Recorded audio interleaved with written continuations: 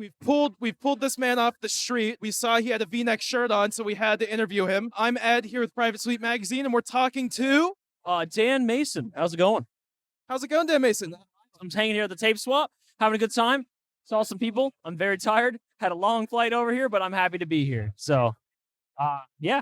Where are you flying in from? I flew in from Orlando. So, just kind of getting from the Florida vibes over there down these LA vibes over here, palm tree to palm tree, I guess. So, That sounds like an album. So, Yeah.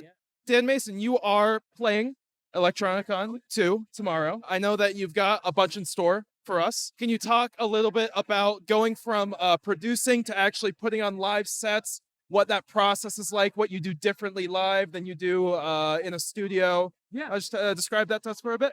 So, usually in the studio, specifically for my albums Void and Hypnagogia, what I would do is I'd produce them at a faster speed, record my vocals along at that speed, and then slow all of them down, release the stems, and then kind of like slice them up, mix them well, and just get them in there to get that really vapor wavy texture.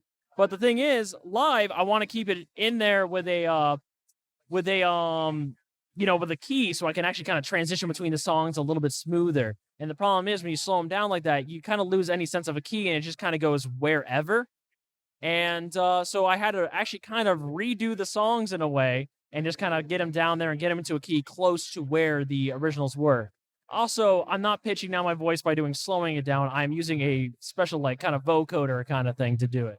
Dan Mason is not your real name. It's the name that you produce under. Yeah. What brought you to Dan Mason?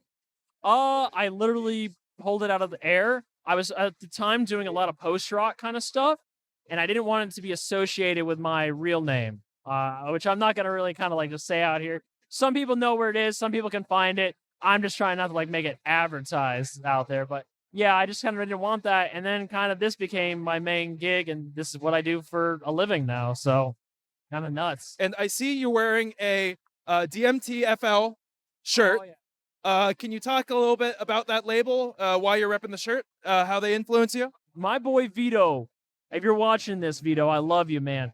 He's the one who, the first label to ever come in contact with me and say, hey, I want you to release with me. And that's where my first big album, Miami Virtual, was released on. And that's how the ball got rolling. I had been in the scene for 3 years before that. And now, because of that one album, the ball's rolling. And here we freaking are, man. I'm in LA. I didn't think I'd be going to freaking LA and New York in the same year to do shows. Like, what? So I've got two final questions for you. Number one, what have you liked most about the tape swap here at the Smell? Number two, what are you most looking forward to tomorrow at ElectroniCON2?